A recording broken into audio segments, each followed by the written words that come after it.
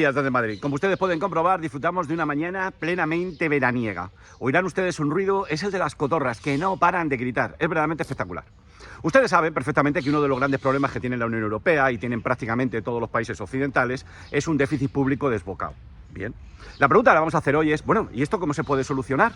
¿Cómo puedo saber yo que un partido político al que puedo votar va a llevar a cabo una política económica que va a solucionar el problema de la crisis de deuda? Bien, para contestar a esta pregunta vamos a recurrir única y exclusivamente a la teoría económica. Para reducir el déficit público, lo primero que podemos hacer es reducir el gasto público.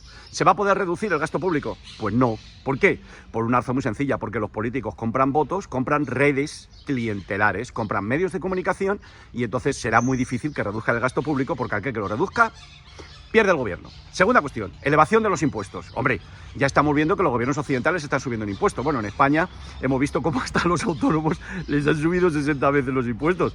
Hombre, puede seguir subiendo los impuestos, pero es indudable que no puede subirlos 60 veces cada 4 años. Y sobre todo, estás cerca del límite de la confiscación.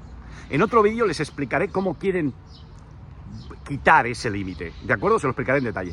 Pero de momento lo que estamos viendo es que el gasto público no lo pueden reducir y el aumento de los impuestos pueden seguir aumentándolos, pero obviamente están cerca de los límites de la confiscación. Bien, ¿cuál es la otra opción?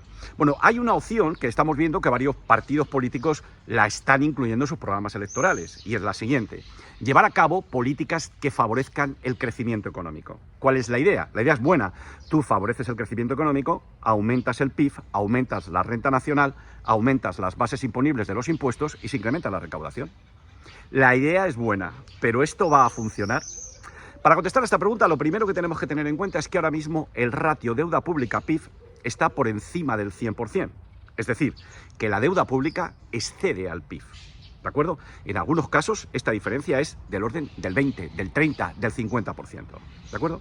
Y el segundo hecho que deben ustedes tener en cuenta es que los gobiernos occidentales en su mayoría tienen un déficit primario. El déficit primario es la diferencia entre los ingresos y los gastos, sin incluir en los gastos la factura por el pago de intereses de la deuda pública. Bueno, si tienes un nivel de deuda pública superior al PIB y tienes un déficit primario, si ahora lleváramos a cabo políticas de crecimiento, lo normal es que cuando uno lleva a cabo políticas de crecimiento, de entrada, se produzca un aumento ligero del déficit primario, con lo cual ya de entrada el déficit primario se va a incrementar. Bien, supongamos que esa política de crecimiento, esas medidas que favorecen el crecimiento económico, consigas incrementar el PIB en 0,5 puntos porcentuales anuales. Eso es una buena noticia. Y de hecho, si tuviésemos una economía que creciera 0,5 puntos porcentuales más que el resto, los habitantes vivirían muy bien. Ahora bien, la pregunta que estamos tratando de resolver aquí es, ¿pero se puede reducir de esta manera el déficit fiscal? Pues no. ¿Saben por qué? Muy sencillo. Como partimos de una situación en que el nivel de la deuda pública es superior a la del PIB, al mantener usted un crecimiento económico muy fuerte, los tipos de interés suelen estar más altos y por lo tanto el nivel de intereses, ¿de acuerdo?, crece mucho y se come gran parte del aumento de la recaudación fiscal. De tal manera que, si usted consigue un incremento del PIB del 0,5 puntos porcentuales, puede reducir el déficit primario en torno a 0,1, 0,2%, pero nada más. Por lo tanto, las políticas de crecimiento no solucionan el problema fiscal ni la crisis de deuda pública. Entonces usted me dice, bueno, entonces ¿cuál podemos aplicarla? Lo sabemos. Lo tenemos y se ha aplicado en la práctica. Es una técnica presupuestaria que se conoce como presupuesto base cero, que la aplicó Jimmy Carter precisamente en el año 1979 en los Estados Unidos.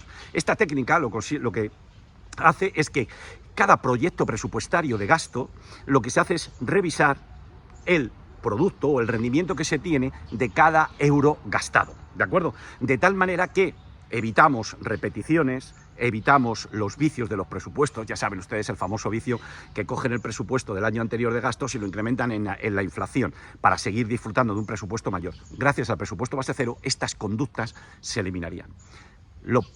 En mi opinión, yo solamente votaría, desde un punto de vista económico, a un partido que presentase a las elecciones no políticas de crecimiento, no incremento de impuestos, sino reducción del gasto público, aplicando una técnica tan sencilla, pero trabajosa, como la técnica de presupuesto base cero. Dicho esto, nos vamos al Bitcoin. Bueno, ya han visto ustedes cómo el Bitcoin ha rebotado de la zona 58.450 a 62.450.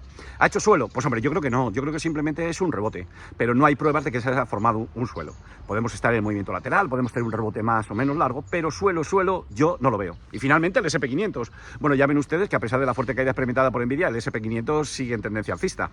En mi opinión, en tanto en cuanto se mantenga por encima de 5.450, pues yo voy a mantener una predisposición alcista y voy a considerar como escenario más probable que el SP500 va a seguir subiendo. Adiós, hasta luego, que pase muy buen día.